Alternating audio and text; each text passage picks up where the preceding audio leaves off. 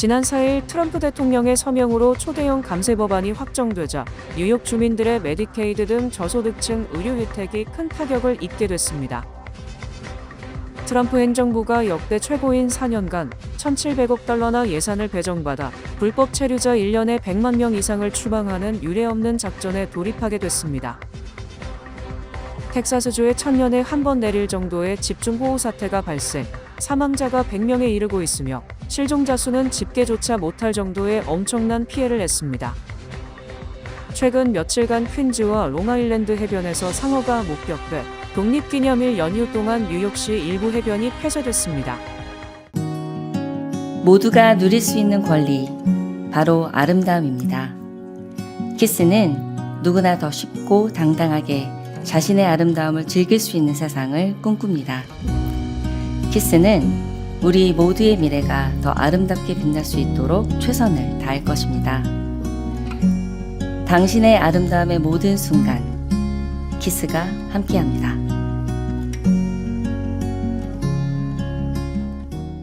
지난 4일 트럼프 대통령의 서명으로 초대형 감세 법안이 확정되자 뉴욕주는 이를 비거글리빌, 거대한 추한 법안이라며 메디케이드 등 저소득층 의료 혜택이 큰 타격을 입게 됐다며 강력하게 반발했습니다.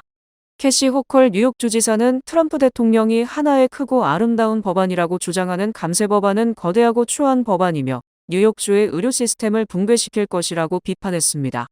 호컬 주지사는 감세법으로 인해 연방정부의 뉴욕주 의료 시스템 지원액이 80억 달러 이상 줄어들고 이에 따라 뉴욕주 경제에 대한 손실이 144억 달러에 달할 것이라고 주장했습니다.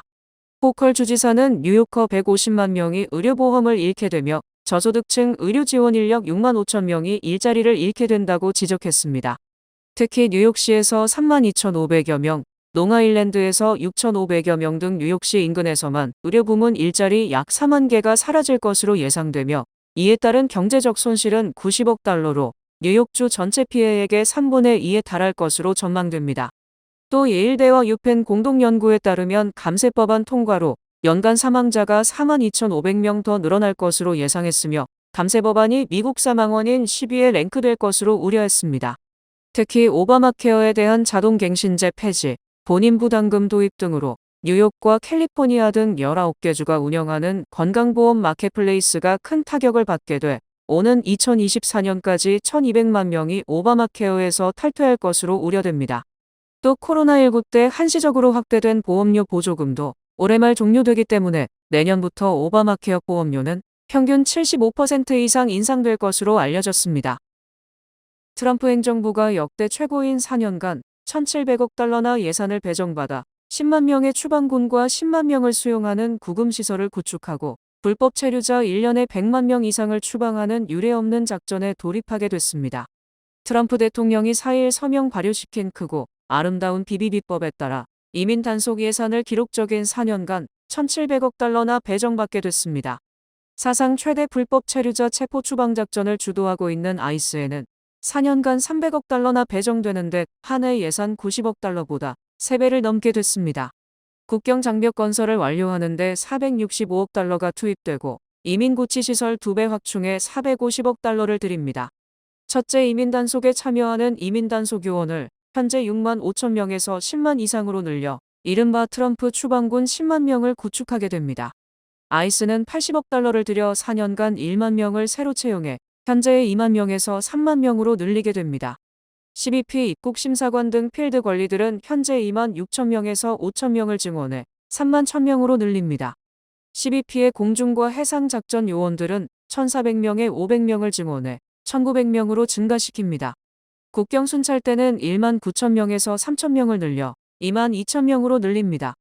이를 모두 합하면 이민 단속 요원들만 현재 6만 6,500명에다가 1만 8,500명을 늘려 8만 5천 명으로 증가합니다.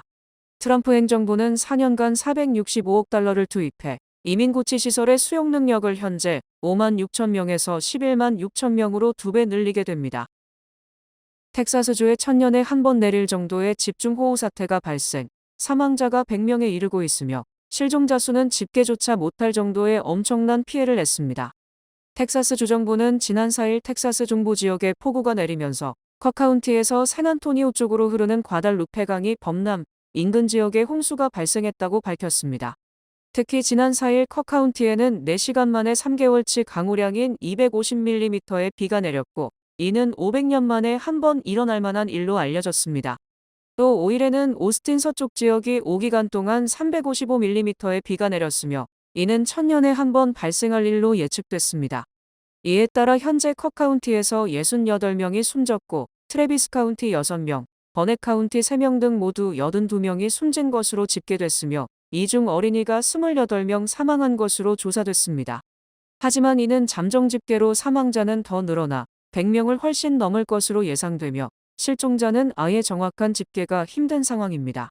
그레그 에벗 텍사스 주지사는 앞으로 24시간에서 48시간 동안 컵카운티 인근 콘초밸리에 집중호우가 예상된다며 고지대로 대피하라고 명령했습니다. 트럼프 대통령도 어제 컵카운티를 재난지역으로 선포했으며 오는 11일 금요일 이 지역을 방문, 피해 복구 상황을 점검할 예정입니다. 특히 트럼프 행정부의 국립기상대, 국립해양대기청 등의 인력 감축으로 집중호우 및 홍수 피해를 사전에 예측하지 못했다는 비판이 쏟아졌습니다. 이에 대해 트럼프 대통령은 이번 사태는 100년 만의 재앙이며 정부의 예산 삭감 등과는 관계없는 천재지변이라고 주장했습니다. 또 일부 기상 전문가들은 이번 사태가 기후변화의 위협을 단적으로 보여주는 것이며 1000년 만에 한 번 발생할 정도의 기상이변이라고 분석했습니다. 최근 며칠간 퀸즈와 롱아일랜드 해변에서 상어가 목격돼 독립기념일 연휴 동안 뉴욕시 일부 해변이 폐쇄됐습니다. 뉴욕주 정부는 카메라가 장착된 드론 28대와 드론 조종사 48명을 배치한 가운데 지난 1일부터 뉴욕시와 롱아일랜드 일원의 상어가 목격됐다고 밝혔습니다. 1일에는 퀸즈 아커웨이 해변에서 목격돼 약 1시간 동안 수영이 금지됐고 금지 해제 20분 후 근처에서 상어가 다시 발견돼 수영이 금지됐습니다. 4일 아치에도 드론 영상에 상어 2마리가 더 발견돼 라커웨이 해변 전체가 폐쇄됐었습니다. 주말에도 상어가 목격돼 당국은 일시적으로 해변을 폐쇄시켰습니다. 퀸즈 라커웨이 해변에서 상어가 자주 출몰하는 이유는 새로 건설된 바위 방파제가 낚시 구역의 만을 형성했기 때문으로 예측됐습니다. 한편 지난달 25일에는 롱아일랜드 존스비치에서 20세 여성이 상어에 물리는 사건이 발생했습니다. 맨해튼 교통혼잡세가 시행 6개월 만에 교통량 감소, 세수 증가 등 긍정적 효과를 거뒀다는 주장이 제기됐습니다.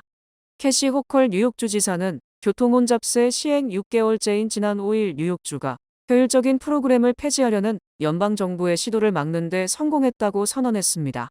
호쿨 주지사는 뉴욕 맨해튼 지역의 교통량은 감소했고 삶의 질은 더 나아졌으며 팬데믹 이후 대중교통 이용률은 최고를 기록했으며 경제활동도 증가했다고 강조했습니다.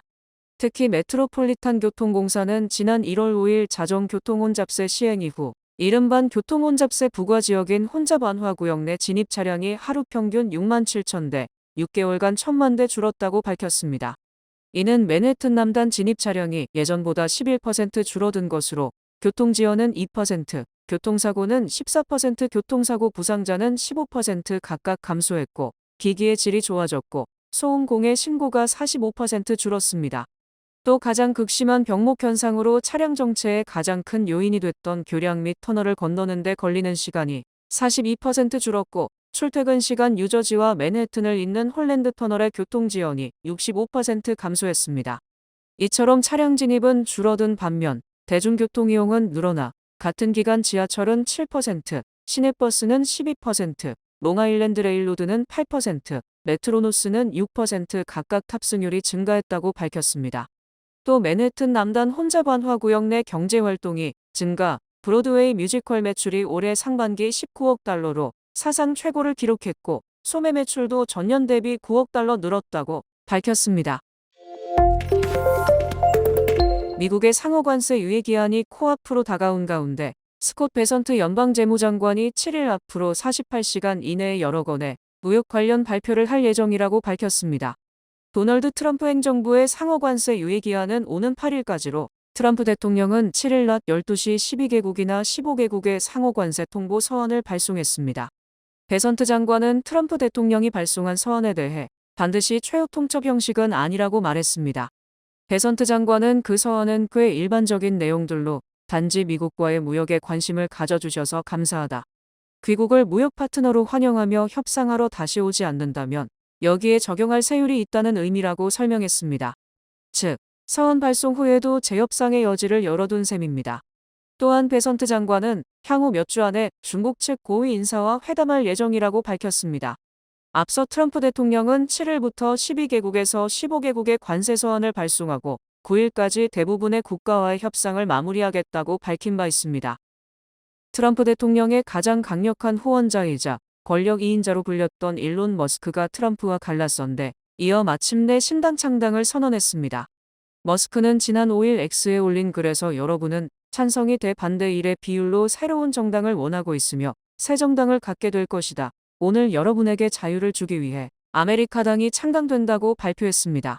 머스크는 독립기념일이자 트럼프 대통령이 감세 법안에 서명한 4일 신당 창당에 대한 찬반을 묻는 온라인 설문조사를 하며 신당 창당 바람을 잡았고 이 조사에서 신당 창당 찬성이 65%, 반대가 35%로 집계됐습니다.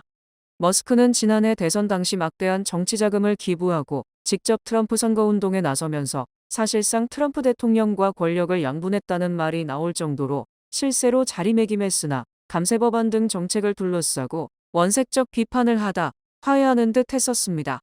하지만 머스크는 치밀한 계산 끝에 공격이 최선의 방어라는 판단에 이르렀고 결국 17일 만에 다시 처음보다 더한 욕설을 퍼부으며 트럼프 대통령과 맞섰고 결국 신당 창당을 통한 정치 세력화에 나섰습니다. 머스크는 표면적으로는 감세 정책 등에 대한 반대를 갈등의 이유로 내세우고 있지만 실제로는 내가 트럼프보다 못할 게 뭐가 있느냐, 기업인으로서 오히려 내가 더 성공했다는 생각을 가진 것으로 풀이됩니다.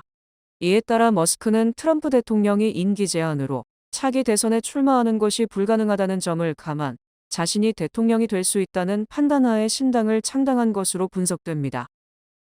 일론 머스크가 호기롭게 신당 창당에 나섰지만 트럼프 대통령은 아직 취임 6개월도 넘기지 않은 살아있는 권력이므로 신당 창당을 비롯한 그의 정치적 행보가 순탄하지 않을 것으로 전망됩니다. 트럼프 대통령은 머스크의 신당 창당 선언에 대해 제3정당 창당은 터무니없는 일이다, 우스꽝스러운 일이라고 생각한다고 잘라 말했습니다. 또 제3정당 창당은 혼란을 가중시키는 것이다. 그에게는 이게 재미있을 수 있지만 나는 터무니없는 일이라고 본다고 재차 신당 창당 선언을 폄하했습니다. 특히 머스크와 백악관에서 주먹다짐 일보 직전까지 갔던 스캇 베슨트 재무장관은 머스크가 관련된 회사의 이사회는 그가 돌아와서 회사를 운영하는 것을 바란다고 생각한다고 말했습니다. 또 머스크의 신당 창당 발표에 대해 이사회가 싫어했을 것이며 이사회는 그가 정치활동이 아닌 경영활동에 집중하라고 요청할 것이라고 덧붙였습니다. 트럼프 대통령과 베슨트 장관 등 행정부의 집중적 견제에 이어 친트럼프 투자회사인 아조리아 파트너스는 테슬라 콘벡시티 상장지수 펀드 출시 일정을 연기한다며 직접적 압박을 가한 것은 물론 트럼프 대통령을 지지하는 특별정치활동위원회 결성을 선언했습니다. 이 같은 상황에서 트럼프 행정부가 머스크의 개인 비리 등을 집중적으로 조사, 그를 형사기소할 것이라는 분석도 제기되고 있습니다. 트럼프 대통령은 약 한 달 전 머스크가 자신을 공격할 때 마약쟁이다, 마약을 복용한 상태에서 트윗을 했을 가능성도 배제할 수 없다고 말할 것을 감안하면 연방검찰이 마약 수사에 나설 가능성이 큽니다. 특히 머스크가 마약을 상습적으로 복용한다는 의혹은 지속적으로 제기되어 왔고 그의 여성 편력 등과 관련해서도 실정법 위반 의혹이 있는 만큼 형사기소 가능성은 충분하다는 지적입니다. 또 트럼프 대통령이 머스크의 시민권 여부에 대해서도 의혹을 제기했고 시민권이 없다면 대통령 출마가 불가능한 만큼 이 부분에 대해서도 집중적으로 조사할 것으로 예상됩니다. 한류 열풍에 힘입어 올해 상반기 이른바 K푸드 수출액이 사상 최대를 기록했습니다. 농림축산식품부는 농식품과 농산업을 합친 K푸드 상반기 수출액이 66억 7천만 달러를 기록했으며 이는 지난해 같은 기간보다 7.1% 증가한 것이라고 밝혔습니다. 또 K푸드 수출에서 농식품이 51억 6천만 달러를 차지했고 이는 1년 전보다 8.4% 늘어난 것입니다. 수출 지역별로는 미국과 캐나다 등 북미 지역이 10억 3천만 달러로 24.3%, 유럽연합 지역은 4억 2천만 달러로 23.9% 각각 증가했으며 이들 두 지역의 증가율은 전체 증가율보다 3배 이상 많은 것입니다. 또 독립국가연합은 2억 4천만 달러로 9.0%, 걸프협력회의는 1억 8천만 달러로 17.8% 늘어났습니다. 분기별 증가율은 1분기가 9.8%로 2분기 7.7%보다 더 높았지만 미국과 중국, 일본은 2분기 수출 증가폭이 1분기를 앞질렀습니다. 특히 대미 수출액 증가율은 1분기 25.1%에서 2분기 28.6%로 높아졌고 중국은 1.0%에서 9.4%로 일본은 0.8%에서 6.9%로 치솟았습니다. 품목별로는 라면이 24%, 아이스크림이 23.1%, 소스류가 18.4% 급증했고 특히 라면은 상반기 7억 3천만 달러, 한화 1조 원을 돌파했으며 이는 지난해 1조 원 돌파 시기가 8월이었음을 감안하면 2달 정도 빨라진 것입니다. 또 라면은 중국과 미국에서 각각 41% 증가한 데 이어 신흥시장으로 불리는 독립국가연합 지역에서는 54.5%의 증가율을 기록했습니다. 뉴뱅크와 함께 꿈의 집을 마련하세요. 빠른 승인, 맞춤형 서비스, 전문가 상담, 지역 전문성, 경쟁력 있는 이자율. 뉴뱅크가 주택 소유를 쉽고 간편하게 모든 단계에서 도움을 드립니다.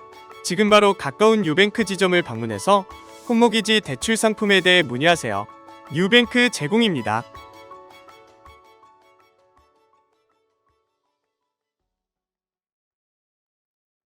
뱅크 오브 호프가 드리는 경쟁력 있는 이자율에 8개월 및 12개월 프로모 플러스 CD. 가까운 뱅크 오브 호프 지점에서 만나보세요.